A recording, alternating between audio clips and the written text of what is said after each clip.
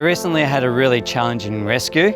It was one of the most challenging ones I've had for a while, and I actually needed to call in some help. So I was called out to rescue a butcher bird which was stuck really high up in a tree.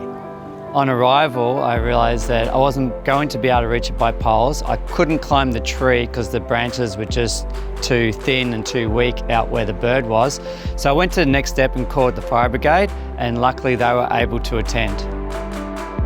So pretty much when the fireys did get there, they blocked off the road at two ends. They shut it down because they had to get their big truck in there, and then they had to get it stable on the ground and then put the big ladder right up over the power lines to get to this bird. So it was a pretty epic sort of a rescue, a lot more going on than usual, and people kind of flooded in from everywhere to see what was going on. When the fireys got him down to me, we assessed him and we cut the line off which was attached. The reason why we do that on site sometimes is because it relieves the pressure. If the wounds are too deep and cut in, we'll sometimes do that back at the wildlife hospital, but rather than leave it on him, it's not too bad, we get that pressure off. Just to be sure, we took him back to the wildlife hospital. We actually don't know how long he'd been up there for. We only know from the time he was spotted by a person, and the longer that they're up there, the more they're in danger.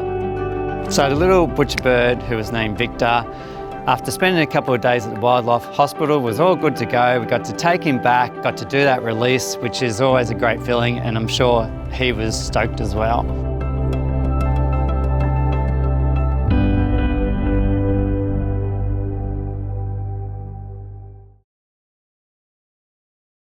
Have a look at these little beauties. Woohoo!